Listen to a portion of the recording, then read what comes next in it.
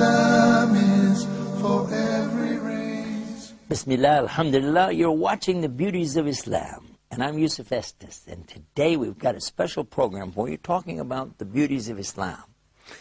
In the past, we've discussed the Quran, the teachings of Muhammad, and the preservation of the teachings of the scholars of Islam. Now what I'd like to do is talk about some of the history of the universities and the great centers of learning that came about and how they were also preserved. You might be surprised to learn that one of the oldest universities for Islam in the world is in a place called Cairo, Egypt. It was founded more than 1,000 years ago during the Fatimid time, and in that very university was the first ever to have a woman as the rector. She was the dean of the whole entire university, a woman, teacher, scholar of Islam. Amazing? There's a lot of amazing and beautiful things in Islam. This university is even open today. And if anybody would like to go to that university, they can put their children in there from first grade, primary school, and take them all the way through high school, and they will memorize the entire Quran and learn so many of the hadiths and have the Arabic language. Then they can continue their studies and go on to learn more and learn about the Quran. How does it come, and how are the verses in context, and how do we understand these things? Along with the hadiths and teachings of Muhammad. Something called fiqh is also explained and taught there in that school, in that university. And fiqh is something like maybe in English, schools of jurisprudence. When I visited Al-Azhar, I was shown a place where they used to have all 4 schools represented outside. It was really cool. They would sit outside, and they had their places where they would sit, and their teachers would teach them. And they were all within just a hand reach of each other. If they would like to go over and share any information back and forth, it was very easy for them to do so. Of course, now with air conditioning, you wouldn't want to sit out inside and do that anymore. But back then, you see, that was really something. This teaching is continued on along with the teaching of what's called the Sirah, or the biography of the Prophet Muhammad, peace and blessings be upon him. Talking about his life from the time he was born, the time that revelation came to him, his contact with non-Muslims and their relationships, his migration to Medina, then the development of the full Islam as it comes, the companions and their stories, and then up to his death. Peace and blessing be upon him. This is all called Sirah, or the biography of the Prophet, peace be upon him. There are other things like, for instance, how to pronounce the words from the Quran called tajweed. Carefully being able to say it exactly as Prophet Muhammad, peace be upon him, said it, and as he approved of the pronunciations of his various companions. There are some different pronunciations that he permitted on certain words, and even this is known and taught at this great university called Al-Azhar. I had the good fortune to also visit another university while I was visiting in Maghreb, or Morocco, and while I was there, they took me to a place called Fes. And when I saw the way that they had preserved this whole community, the whole setting there was as though I was on a movie set. When I went in through the walls and saw how they had everything there, they even still had camels and donkeys and people selling in the streets, the little awnings that come out, the people even dressed in their traditional dress. It was an amazing sight, and I was very taken with that. Then I got to go to the university that they have there, and this university is even older than Al-Azhar. And the books, the library that they have there, so fantastic to realize that they have been memorizing and teaching and memorizing and passing this on for so many generations. It was so amazing and beautiful. And all I could think about was, I wish I had more time. I would love to enroll and go to this university. It would just be great. I did have a chance to visit with the scholars and teachers there. I found them to be very knowledgeable, impressive, humble, and lovely in their way of delivering and talking, you know. There are other places that you can find that they've been teaching Islam consistently and steadily in Mauritania, in Yemen, in Saudi Arabia, of course, Medina and Mecca, in Kuwait. An amazing place, too, is to consider the teachings that they have going on now, even now in Europe, in Turkey. Because you see, Turkey's been a part of the Islamic Empire for centuries upon centuries upon centuries. Maybe since the 1400s. And they've had these centers for learning. And again, I emphasize that the teaching and the preservation has always been exactly the same. That it's, first of all, mouth to ear, so that you know what you're saying from memory. The Quran is memorized in the Arabic language, the classical Arabic language, and then the teachings of Muhammad, called hadith, are also memorized the same way. Now, you might be surprised to find that some of the characters are written differently when you write it down, but they're pronounced exactly the same. This is true if you compare, for instance, if you go to Maghreb, Morocco, and compare it to what you find in Saudi Arabia, or even in Egypt. Because, for instance, the letter called Fa has one dot over the top of it. But in Maghreb, in the Quran, they use the one dot on top to be the letter Qaf. And when they want Fa, they put the dot below it. You might say, aha, there's a discrepancy. Oh, I heard that maybe somebody said there could be different Qurans. All right. That's why we want to bring this subject up. Did you know that there's something about this that a lot of Muslims don't even know? And we're going to talk to you about it as soon as we come back from the break. So don't go away. You're going to want to hear about the different writings of the Quran. Be right back after this, inshallah. Islam is keeping up the pace. Islam is for every race.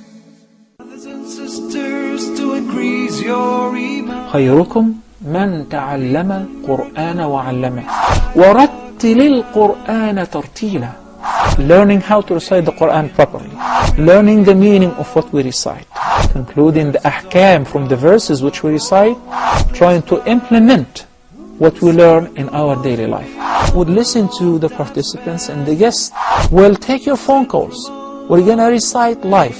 We'll listen to your recitation and we'll correct it according to the rules and regulations which we'll state in each episode. Now your dream will come true.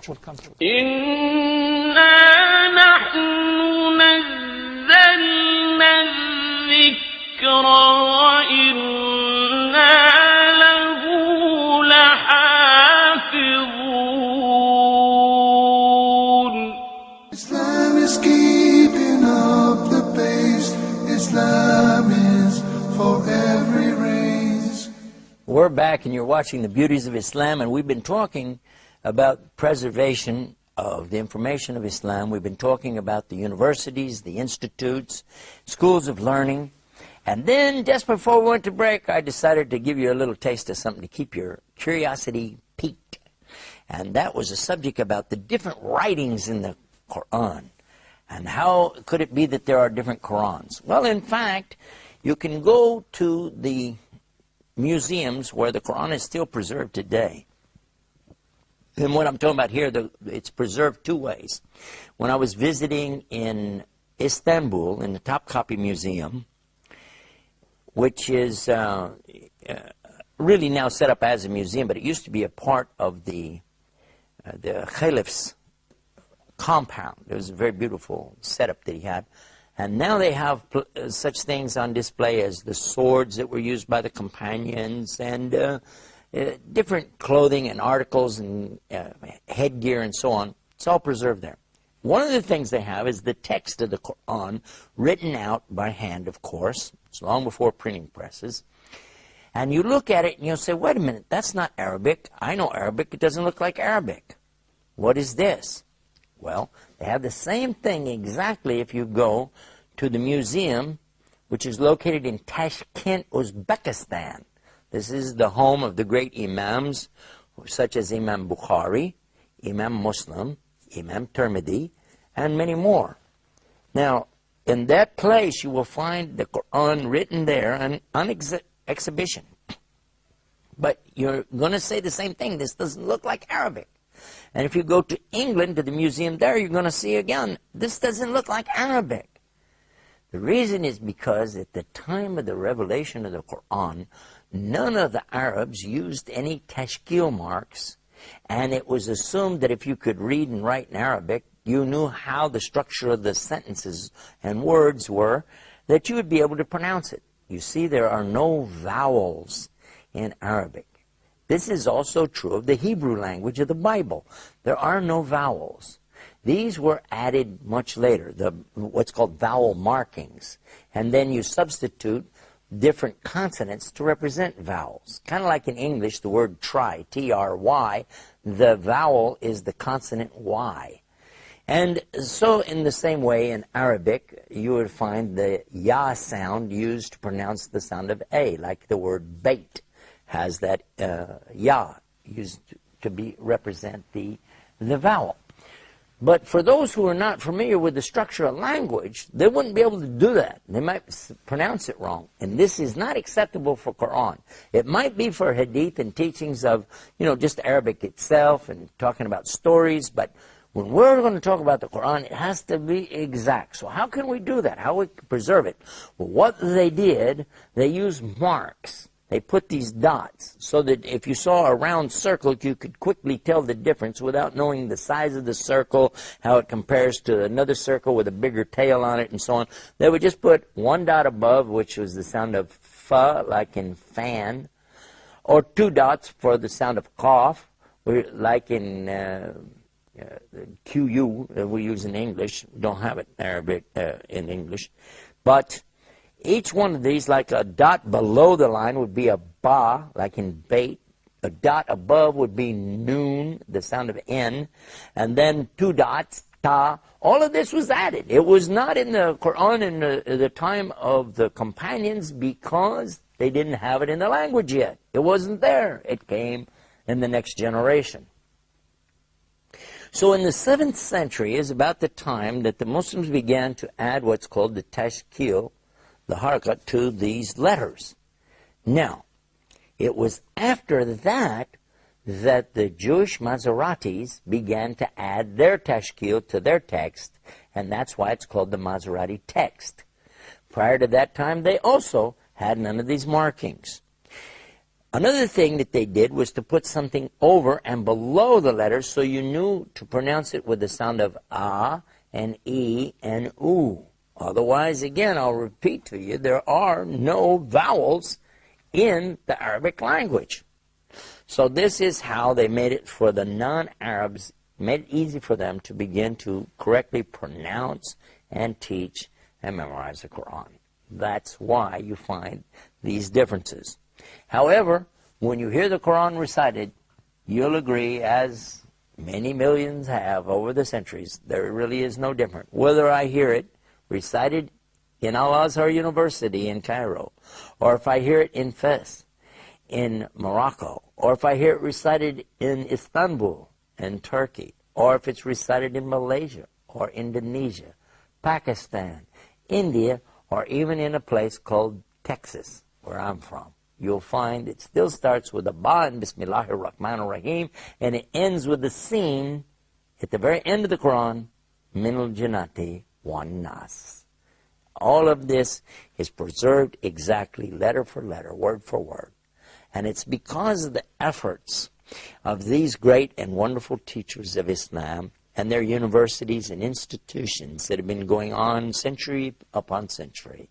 Today we have these places of learning, madrasas and the mosques or masajid around the world, and also these Jamia or universities. All of them are there for anyone to go and learn. And by the way, you don't have to be a Muslim to learn about Islam.